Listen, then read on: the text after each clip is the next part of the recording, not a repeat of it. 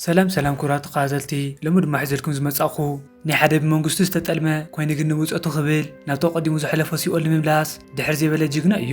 ሓደ ተጠቅምካ ዝድረዝ መሰሎም ናይ ቀደም ወታደር ፍሉይ ሓይሊ ጆን ራምቦ ነቶም ኣፀልማ ጫካታት ሴንትራም ተረሲዑ ዝሰቃዩ ዘለው እስራት ንምድሓን ዘካይዶ ዘስካኽዕን ብሕርቃን ዝተመልአ ቃልሲ ብሓባርና ተኸታተልና ላይክ ሼር ከምኡውን ሰብስክራይብ ብምግባር እንጀምር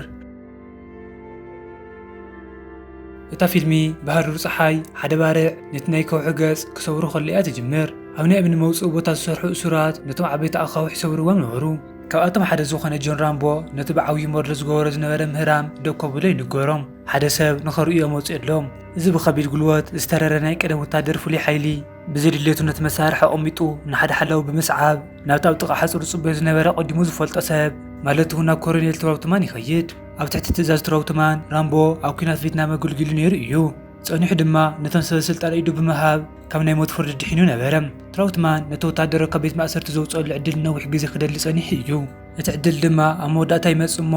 ነቲ ሓላዊ ንእሽተይ ግዜ ቦይኖም ክሓድጎም ብምሕታት መንግስቲ እንደገና ሓጎስ ይደሊ ከም ዘሎ ንራምቦ ይርድኦም ክሳብ ሕጂ ቪየትናም ተረሲዑም ዝተረፉ ኣሜሪካውያን ናይ ኩናት እሱራት ኣለው እዚኦም ድማ ልክዕ ኣብ ትራምቦ ቅድሚ ሕጂ ዘምልጠሉ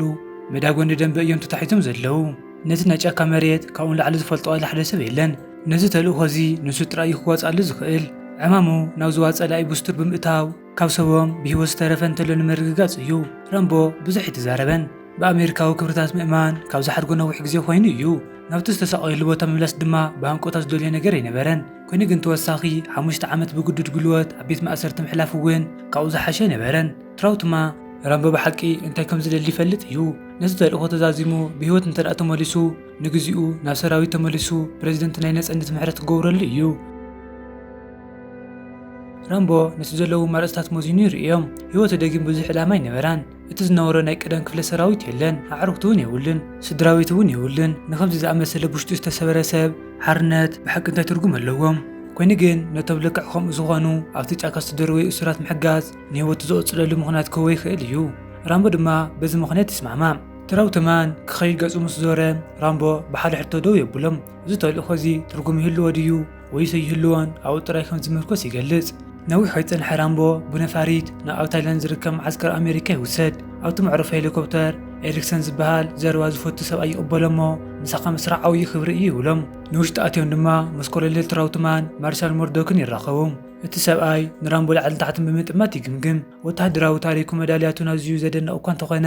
ኮይኑ ግን ድሕሪ እቲ ምስ ፖሊስ ዘጋጠመ ፍጻመ ሕጂ ትእዛዝ ከኽብር ይኽእል ድዩ ቁሩብ እምነት ንምህናፅ ሞርዶክ ንሱ እውን ኣብ ቪየትናም ከም ዘገልገለ ይነግሮም ቁፅሪ ናይቲ ዝነበረ ቦጠሎኒ ብምሃብ ድማ ብዙሓት ንፋዓት ሰባት ከም ዝሰኣነ ይገልጸሉ ብመሰረት ሓበሬታ ስለያ ኣስታት 2500 ኣሜሪካውያን ክሳብ ሕጂ ኣብ ኩናት ከም ዝጠፍኡ ተመዝጊቦም ኣለው ስድራቤቶም ድማ ብሂወት ይህልው ኣይሃልው ብዘይግድስ ግቡእ መልሲ ይሓቱ ኣለው ተልእኮ ራምቦ ንጹር እዩ ናብ ማዓስከር ጸላኢ ቡስትር ብምእታው ብዛዕባ እቶም ኣሜሪካውያን ናይ ኩናት እሱራት ብስእሊ ዝተሰነየ መርትዖ ምርካብ እዩ ካብ ዝኾነ ይኹን ግጭት ክቕጣብ ድማ ጽኑዕ ትእዛዝ ይወሃቦም እቲ ፖለቲካዊ ሃዋህው ተቐይሩ እዩ ወታደራዊ ስጉምቲ ንምውሳድ ድማ ጭቡጥ መርትዖ የድሊ ራምቦ ነዚ እንተደኣ ኣምፂኡ ነቶም እሱራት ንምውፃእ ጉጅለ ኮሎኔል ትራውትማን ኩላኣኹ እዮም ኮይኑ ግን ራምቦ ነቶም ሰባት ራሕሪሕካ ምሕዳግ ዝብል ሓሳብ ከምዘይሕጉሶ ኣዝዩ ንጹር ነበረ ወላ ከስኡ እንተበለ ኣብ ውሽጢ ግን እቲ ሓውዶ ክባላዕ ጀሚሩ ነበረ ፀኒሑ ትራውትማን ነቲ ዝርዝር ይገልጸሉ ብመጀመርታ ራምቦ ብፓራሹት ናብቲ ክዓርፈሉ ዝተመደበ ቦታ ክዘልል እዩ ኣብዚ ግዜ እዚ ካብቲ ነብሩ ንላዕሊ ዝበዝሕ መሳርሕታት ተዋሂብዎ ነበረ እቲ ኮሎኔል ድማ ነዚ ብሓቂ ክጥቀመሉ ይመኽሮም ጨወዳታትን ብልሕካራን ጥራይ እኹል ኣይኮነን ራምቦ ነዚ ብሉፅ ዝኾነ ቴክኖሎጂ ዝመልኦን ንዑ ንምድጋፍ ዝተዳለወ ማእኸል እዚ ወፍሪ እውን ይርእዮ እዩ ኣብ ባይታ ከዋእ ምስ ተባሃለት ሓንቲ ሰብ መራኸቢት ክራኸብ እዩ መድረክ ድማ ኩሉ ነገር ብዘይ ፀገም ክኸይዱ ምዃኑ ይረጋግፀሉ ራምቦ ግን ነዚ ይተቐበሎን ኣብ ቪየትናም ድሕነት ዝበሃል ነገር የለን ኢሉ ድማ ብህዱእ ድምፂ የጉዝምዝም መድረክ ክረሃፅ ይጅምር እሞ ንትራውትማን ብህድኣት ናብ ሸነኽ ይፅዕቦም እቲ ኮሎኔል ግን ካብ ራምቦ ዝበልጥ ሰብ ከምዘየለ ብምሕባር ከረጋግኦ ይፍትን ንሱ ናይ ኩናት ቪየትናም ዝበለፀ ወታደር ምዃኑን ሓደ ሰብ መዓር ዓቕሚ ናይ ሙሉእ ኩናት ዝገብር ሓይሊ ከም ዝኾነን ይገልጸሉ ንሱ ካልኦት ዝተሰዓረሉ ኩናት ንምስዓር ዝተበገሰ እዩ ኣድላይ እንተኮይኑ ድማ ብዘይ ዝኾነ ምውዕዓል ሂወቱ ክሕልፍ ድልው እዩ ቅድሚ ምብጋሱ ራምቦ ነቲ ኣመንቲ ናይ ውግእ ካርኡ ይስሕላ እሞ ጠወንጂኡ ይፅዕን ከምኡውን ዝፈንድኡ ርእሲ ፍላፃታት ይጠርነፍ ትራውትማን ድማ ጽቡቕ ዕድል ይምነየሉ ራምቦ ነቲ ተልእኮ ንምዝዛም 36 ሰዓት ኣለዎም ድሕሪኡ ድማ ናብቲ ዝወፀሉ ነጥቢ ከቕንዕ ኣለዎ ቅድሚ ምኻዱ ራምቦ ንትራውትማን መርዶ ከም ዝሓሰበ ብህድኣት ይነግሮም። እቲ ንሱ ተመዲኡ ዝነበረ ክፍለ ሰራዊት ኣብ ሙሉእ ብምሉእ ዝተፈለየ ቦታ ኣገልጊሉ ነይሩ። ንሱ ንኮሎኔል ጥራይ ከም ዝኣምንን ብንጹር ይርድኦም። ናይ ዝኾነ ካልእ ሰብ ትእዛዝ ክስዕብ ከም ዘይክእል እውን ይገልጽ። ኤሪክሰን ነታ ነፋሪት ናብ ሰማይ ይልዕላ። መርዶክ እንትራውትማን ድማ ኣብ ባይታ ኮይኖም ይዕዘብዎ ነበሩ። መርዶክ ራምቦ ምናልባት ዝኾነ እሱር ከም ዘይረክብ ይዕጉዝምዝም። እቲ ቀንዲ ዕላማ ንህዝቢ ንምርዳእ እምበር ወታደራት ንምድሓን ኣይነበረን። ኮይኑ ግን ራምቦ ጊጋ ምዃኖም ንምርግጋጽ ቆሪጹ ነበረ። ናይ ምዝላል ግዜ ምስ ኣኸለ ራምቦ ብፓራሹት ናብቲ ጸልማት ለይቲ ይዘልል። ኮይኑ ግን እቲ ክቡር መሳርሒኡ ብንቡእ ይበላሾም። ፓራሹት ይሕልኽ እሞ ብድሕሪታ ነፋሪት ይጉተት። ናብ ውሽጢ እቲ ሞተር ነፋሪት ክሰሓብ ደቂቓታት ጥራይ ተሪፍዎ ነበረ። መርዶክ ክስንቢ ድሞ ነቲ ተልእኮ ክስሩ ዘይፍትን። ራምቦ ግና ብተኻርኦ ገይሩ ቆሪጹ ርእሱ ነፃ ይውፅእ። ነቲ ከቢድ በርሱእ ድማ ናብቲ ጫካ ከም ዝወድቕ ይገብሮ። ዳርጋ ኩሉ መሳርሒኡ ይጠፍእ። ወላካ ከምኡ እንተኾነ ተፈንቲኹ ናብቲ ጸልማት ይወድቕ። ሕጂ ኣሰሩ ክርከብ ይኽእልን እዩ። መርዶክ ነቲ ናይ ምውፃእ መደብ ንምስራዝ ይደፍእ እሞ ትራውትማን ግን ኣብቲ ናይ መጀመርያ ውጥን ጸኒዖም ንራምቦ ኣብቲ ናይ ምውፃእ ቦታ ከጽበይዎ ይርድኦም።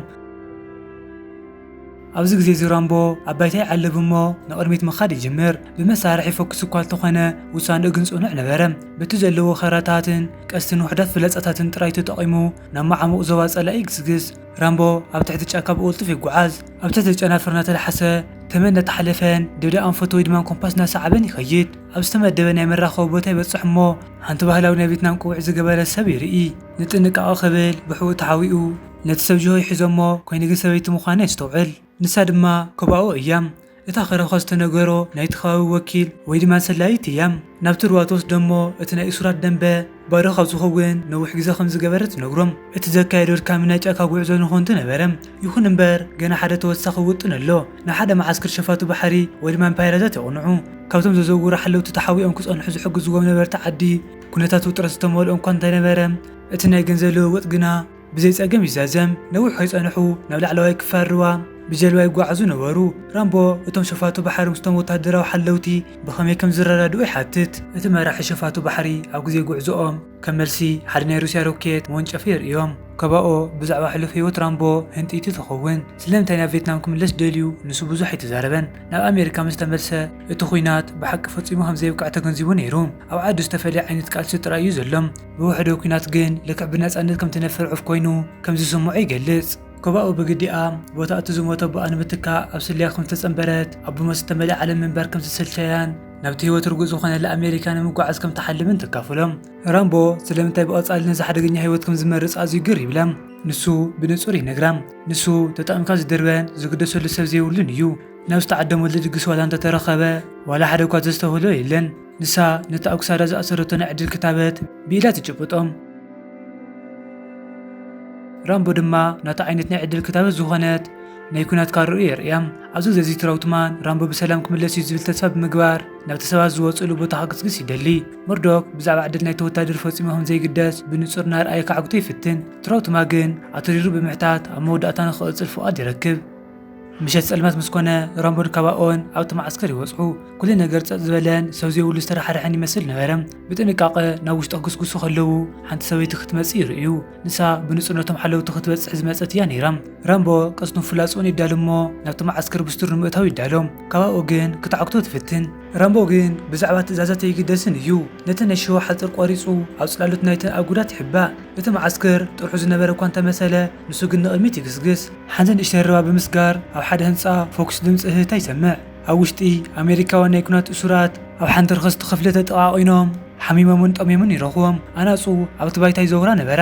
ኣብ ወፃኢ ራምቦ ባንክስን ዝተባሃለ ወታደር ልክዕ ከም መፍርሒ ኣዕዋፍ ኣብኦም ተኣሲሩ ይረኽቦም ይፈትሖም። ብድልድል ኣቢሎም ካብቶም ሓለውቲ ተሓቢኦም ክሓልፉ ይፍትኑ። ኮይኑ ግን ሓደ ቬትናማዊ ወታደር ተኺሉ ናብኣቶም መጽ እሞ ራምቦ በቲ ድብረ ኻራ ገይሩ ብስቕታ የልግሶ። ልክዕ ሽዑ ካልእ ሓላዊ ባትሪ ይበርህ። ራምቦ ግና ብፍላጻ ኣውዲቑ ይቐትሎም። ከብኣኦ ግን ክትራቆሩ እዩ ተሪፍዋ ነይሩ። ኮይኑ ግን እቲ ክሕዛ ዝነበረ ወታደር ንሓገዝ ክጽጉዑ ክዓድድ ኣይረኸበን። ካልእ ሓላዊ እውን ብናይ ራምቦ ፍላጻ ይወድቕ። ሕጂ ሰለስተ ብምዃን ካብቲ ማዓስከር ሃዲሞም ይወፁ። ራምቦ ድማ ነቶም ዝተረፉ እሱራት ንምውፃእ ክምለስ ምዃኑ ቃል ይኣቱ። ንጽባሕቲ ንግሆ ቬትናማውያን ወታደራት ነቶም ሬሳታት ይኸብዎም እሞ ነቶም ዝሃደሙ ክከታተሉ ጅምሩ። ባንክስ ንኽቕጽል ኣዝዩ ስለ ዝደኸመ ንዕረፍቲ ደው ይብሉ። ንራምቦ ድማ ኣብ ትኽክለኛ ሰዓት ከም ዝበጽሕ ይነግሮ። እሱራት ብቐጻሊ ይጓዓዙን ብግዱድ ከቢድ ጉልበት ይሰርሑን ከም ዝነበሩ ይነግሮም። ኮይኑ ግን ራምቦ እቲ ኩናት ብውግዕ ካብ ዘበቅዕ 10 ዓመት ከም ዝገበረ ምስ ነገሮ ባንክስ ብድንጋጼ ይስንብድ ክንዚ ዝኣክል ነዊሕ ግዜ ከም ዝገበረ ዋላ ሓደ እሞ ይፈልጡ ነይሮም ኣብቲ ርባ ምስ በፅሑ ነብታ ናይቶም ሸፋቲ ባሕሪ ጀልባ ይድይቡ ነብቲ ዝወፅሉ ቦታ ንምብፃሕ 2 ኪሎ ሜትር ጥራይ ተሪፍዎም ነይሩ ትራውትማን ኤሪክሰንን እውን ድሮብ መንገዲ እናመፁ ነበሩ ኮይኑ ግን እቶም ቪየትናማውያን ሓደ ናይ ሬድዮ ርክብ ጠሊፎም ስለ ዝሰምዑ መንታን ከዓግትዎም ሓንቲ ናይ ዘብዕኛታት ጀልባ ይልእኹ እታ ናይ ዘብዕኛታት ጀልባ ኣብቲ ማይ ምስ ተረኣየት እቶም ሸፋቲ ባሕሪ ይኸድዕዎም ንዓኣቶም ኣሕሊፎም ብምሃብ ዓስቢ ንምርካብ ብምሕሳብ ንኣፅዋር ራምቦ ይመንዝዕዎ እቲ ወታደራዊ ጅማ ራምቦ ግን ብቕልጡፍ ብምውሳን ነተን ዝሓብአን ናይ ኢድ ካራታቱ ይጥቀም ነቲ ሽፍታ ይቐትሎ እሞ ጠመንጃ መንዚዑ ድማ ነቶም ጠለምቲ ፀራሪጉ ይጥፍኦም ካብታ ንቐርቦት ትመፅእ ዝነበረት ጃልባ ተወስኺ ዘንብ ከሎ ነቶም ካልኦት ናብ ማይ ንኽዘሉ ይእዝዞም ራምቦ ናብቲ ባይታ ጃልባ ወዲኡ ካብ ሞት ብፀብለልታ ይድሕን ድሕሪኡ ነቲ ናይ ሩስያዊ ናይ ሮኬት መንጮፊ ተኪሱ ነታ ጃልባ ይባርዓ እሞ ብሓዊ እናነደደትን ከላ እታ ጃልባ ዘብዕኛታት ናብኣቶም ናብ ጎየት ንኽትጋጨዎም ትመፅእ ነበረት ሓደ ናይ መወዳእታ ሽፍታ ንራምቦ ክሳዱ ሓኒቑ ናብ ባይታ ይፅወጦም ብናይ ኩናት ካርኦ ኣቢሉ ብጭንቂ የምልጥ እሞ ቅድሚ ምግጫወም ኣብ ውሕድ ደቂቓ ናብቲ ማይ ይኣቱ ምስቶም ካልኦት ኣግማግን ባሕሪ ይራኸቡ እሞ ናብቲ ጫካ ሃዲሞም ይኣቱ ናብቲ ዝወፅሉ ቦታ ንቐረቡ ምስ ከዱ ራምቦ ንኸባኦ ዳሓንኩ ንኽብላ ቁሩ ግዜ ይወስድ ንሳ ንርእሱ ከም ዝድርበ ዝግደሰሉ ዘይብሉ ነገር ገይሩ ከይሓስብ ትልምኖ ኮይኑ ግን ኣብ ማእኸል ግራት ሩዝ ምስ ተረኣዩ እቲ ስንብት እምባህ አንደበት ይቋረፅ ናይ ሞርታር ተኹስ ክዘንብ ይጅምር ራምቦ ድማ ነቲ ዝደኸመ ባንከስ ካብቲ ኣብ ላዕሊ ዝበፅሐ ሄሊኮፕተር ንድሕንነት ክስሕቦ ከሎ ትራውትማንን ኤሪክሰንን ኣብ መወዳእታ ይርእይዎም ራምቦ ብናይ ሓሊል ድረቱ ጥራይ ሰንጢቑ ብምሕላፍ ንባንከስ እናሰሓበ ብታህዋኽ ኢዱ ይወዛውዝ ኣብ ማእኸል እዚ ድማ ሞርዶክ ራምቦ ብሂወት ዘሎ ናይ ኩናት እሱር ከም ዝረኸበ ይሰምዕ ስንባደ ድማ ገፁ ይንበብ ነቲ ክፍለ ፅርዩ ማዕፆ ይዓፅ እሞ ንኤሪክሰን ነዚ ተልእኾ ቋሪፁ ብህፁፅ ናብ ማዓስከር ክምለስ ይእዝዞም ትራውትማን ይቃወም እሞ ኮይኑ ግን ወታደራት ከይንቀሳቐሱ ፀወሮም ብምልዓል ይፈራርሕዎም እታ ሄሊኮፕተር እናተመልሰት ኣብ ኣድማስ ክትጠፍእ ከላ ብዘይ ዋላ ሓንቲ ሓገዝ እናረኣየ ምትራፍ ጥራይ ይኸውን ዕጭቑ ራምቦ ኣብ መሬት ምስቶም ዝነበሩ ወታደራት ይዋጋም እታ ሄሊኮፕተር ሓሪሓቶም ክጠፍእ ከላ ተኸቢቦምን ካብ ዓቕሞም ንላዕሊ ብዝኾነ እፅዋር ተወሪሮምን ብዘይምእማን ዕዘብ እሞ ራምቦን ባክስን ይማረኹ ኮባኦ መሻርክቲ ክማረኹ ከለዉ ካብቲ ጫካ ብራዕዲ ትዕዘብ ነበረት ኣብቲ ማዓስከር ትራውትማን ብሕርቃን ይፍንጀር ንሞርዶክ ጠላሚሉ ይፅውዖ እሞ ሓሶት እዩ ነይሩ ኣይኮነን ድዩ ይብሎም ልክዕ ከምቲ ዝነበረ ኩሉ ጠንቂ ሓሶት እዩ ነይሩ ይብሎ ሞርዶክ ግን ዋላ ቁርወይ ስንብድን እዩ እቲ ኮረኔል ካብዚ ዝበለፀ ክፈልጥ ከም ዝነበረ ብምግላፅ ማዕርኡ ተሓታቲ ከም ዝኾነ ይነግሮም ወላ ሓንቲ ከይከሓደን እቲ ሙሉእ ተልእኮ ካብ መጀመርያ ሓሶት እዩ ነይሩ መንግስቲ ህይወት ናይ ሒደት ሚእታት እሱራት ካብ ምድሓን ንላዕሊ ህዝባዊ ዕግግራም ምህዳእ እዩ ዝያዳ ዝግደስ ራምቦ ፈፂሙ ብመርትዖ ክምለስ ኣይነበረን ተልእኽኡ ጥርሑ እዩ ክምለስ ተመዲቡ ነይሩ ንሱ ግና ትእዛዝ ጠሓሰ ሕጂ ድማ ዋግኡ ይኸፍል ኣሎ ወላ ሓደ ሰብ ከይክስእኖን እዩ ትራውትማን ነቲ ሓቂ ይፈልጦ እዩ ኩሉ ነገሩ ብዛዕባ ገንዘብ እዩ ኣሜሪካ ናይ ኩናት ካሕሳት ክፍል ስለ ዝኣበየት ቪየትናም ንሕነ መፍዳይ ነቶም እሱራት ይትፈትሖምን ነይራ ሞርዶክ ነቲ ኮረኔል ትፅዊቱ ውሒጡ ብዛዕባ እቲ ሳዕብዮን ክሓስብ የጥንቅቖም ቪየትናም እቲ ገንዘብ ተትረኽቦ ነቲ ገንዘብ ኣንጻር መሻርክቲ ኣሜሪካ ንምውጋእ መውዕለቶ ነይራ ከምኡውን ገጻት ናይቶም ናይ ኩናት እሱራት ኣብ ዜና እንትዝወፅእ ነይሩ ካልእ ኩናት ምተወልዐ ነይሩ ትራውትማን ንሞርዶክ ሕሱም ኢሉ ብምፅራፍ ብሕርቃን ገዲፍዎ ይወፅእ ሞርዶክ ነቲ ሙሉእ ተልእኮ ክርስዑ ይመክሮ ትራውትማን ጣልቃ ከኣቱ እንተፈቲኑ ኣዝዩ ዓብዪ ጌጋ ክገብር እዩ እቲ ኮረኔል ብህድኣት እቲ ዝዓበየ ጌጋ ድሮ ተፈፂሙ እዩ ብምባል ይምልሰሉ ሞርዶክ እንታይ እዩ ኢሉ ምስ ሓተቶ ትራውትማን ብቐሊሉ ራምቦ ይብሎም ኣብዚ ግዜ እዚ ራምቦ ይሳቐ ነበረ ኣብ ጓሓፍ ርስሓት ዝተመልአ ጉድጓድ ክሳብ ክሳዱ ተቐቢሩ ነበረ ሰውነቱ ብኣልጋጭ ተሸፊኑ ኣዳው ድማ ብናይ ሓፂን ሰንሰለት ተኣሲሩ ነበረ ባንክስ ምስቶም ካልኦት እሱራት ኣብ ሓደ ጋብያ ተደርብዩ ነበረ ነዊሕ ከይፀንሐ ሓንቲ ናይ ሶቪየት ሄሊኮፕተር ንሌተናንት ኮረኔል ወደሉስኪ ሒዛ ኣብቲ ማዓስከር ተዓልብ ንሱ ድማ ራምቦ ተሓፂቡ ንምርመራ ንክመፅእ ይእዝዝ ራምቦ ዋላ እኳ ብቐዛን ተተሳቐየ ስቕትኡ ይመርፅ ወደሉስኪ ንሰርጀንት ዩሽን የላልዮ እሞ ብድሕሪኡ ነታ ናይ ራምቦ ናይ ኩናት ካራ ኣብ ውዒ ጓህሪ ይእትውዎም ወደሉስኪ ለጓህ መርማሪ መሲሉ ነቲ እስር ምስ ሓላፍነቱ ክራኸብን መጠንቀቕታ ክሕልፍን ብልእመት ይሓቶ እቲ መጠንቀቕታ ድማ ዝኾነ ተወሳኺ ናይ ስልያ ፈተነታት ንኣሜሪካውያን ብሕማቕ ከም ዝዛዘመሎም ዝገልጽ ነበረ ራምቦ ኣትሪሩ ብምንጻግ ኣብ ገጹ ጡፍ ይብለሉ ሽዑ ዩሽን ነቲ ቦታ ዝረኽቦም ንኽሰብርዎ ብምሕሳብ ብኤሌክትሪክ የሳቐይዎ ኮይኑ ግን ንክዛረብ ይኣብሞ ፖዶልስኪ ነቲ ዝጠለፍዎ መልእኽቲ ብዓውታ ይንብቦም ፖዶልስኪ ነቲ መልእኽቲ ምስ ኣንበበ ራምቦ ካብ ሓለፍቱ ከም ዝተጠለመ ይግንዘብ ሞርዶክ ነቲ ተልእኮ ክስርዞን ራምቦ ክመውት ክግደፍን ኣዚዙ ነይሩ ካልእ ናይ ኤሌክትሪክ ማዕበል ይስዕብ ራምቦ ግን ሕጂ እውን ስቕትኡ ይመርፅ ኣብዚ ሰዓት እዚ ከበኦ ከም ሓንቲ ነቶም ሓለውቲ እተዘናግዕ ጓሎም ሲላ ናብቲ ማዓስከር ብስቱር ተኣቱ ንሓንቲ ኣጉዶ ትውሰድ እሞ ኣብኡ ነቲ ወታደር ቀልጢፋ ብምቕታል ኣፅዋሩ ትወስዶም ኣብቲ ናይ ምርመራ ክፍሊ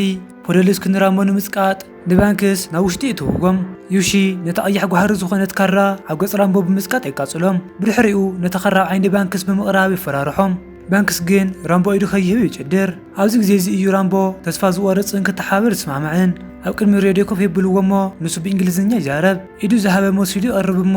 ኮይኑ ግን ከዋኦ ድምፁ ሰሚዐ ናብታ ኣጉዶ ትጎይ ኣብቲ ናይ ኣሜሪካ ማዓስከር መርዶክን ትራውትማንን ድምፂ ራምቦ ኣብቲ ስፒከር ክሰምዑ ጅምሩ ኩነታቱ ከመይ ከም ዘሎ ይሓትዎ ራምቦ ብቐሊሉ ንመርዶክ ኣብ መስመር እትውዎ ጥራይ ኢሉ ይምልስ ኩሉ ነገር ድማ ይበላሾ ራምቦ ነቲ መትሕዚ ማይክሮፎን ብምምንዛዕ መጥቃዕቲ ይፍኑ ከብኦ ካብቲ ታሕቲ ብምዃን ተውሲ ትኸፍት እሞ ነቲ ናይ ዕንፀይቲ ባይታ ድማ ብጥይት ተበሳስዖም ራምቦ ኒውሽን በቲ ናይ ስቅያት መሳርሒ ድንዝዞም ነቲ መንደቕ ኣፍሪሱ ብምውፃእ ካርኡ ይወስድን ክልቲኦም ብሓባር የምልጡ ጸላእቶም ናቐተሉ ድማ ናብቲ ሓፅር የቕንዑ ራምቦ ንከብኦ ብሰላም በቲ ዕሾኽ ሓፅር ንክተሓልፍ ይሕግዛ እሞ ናብቲ ጫካ ይጠፍኡ ንዓኣቶም ንምህዳን ሄሊኮፕተራት መኻይንን ይለኣኸም ራምቦ ግን ግዳይ ክኸውን ሓድሽ ኣይኮነን ንከብኦ በቲ ጽቡቕ ጫካታት እናመርሐ ከሎ ልክዕ ከም ጆን ራምቦ ገይሩ ናብ ጫካ ዘምልጥን ዋላ ሓደ ከምዘየለን ንኻልኣይ ግዜ የረጋግጽ ንግሆ ከብኦ ንቁስሊ ራምቦ ንኽሕክም ትሕግዞም ንሱ ድማ ራሕሪሓቶ ከምዘይከደት ከምዘይርስዖ ብምግላጽ የምስግኖም ሕጂ ደው ሰጊሩ ናብ ታይላንድ ብምሕላፍ ኣብ መወዳእታ ናብ ዓዱ ክምለስ ይውስን ከብኦ ናብ ኣሜሪካ ክወስዳ ትልሙኖ እሞ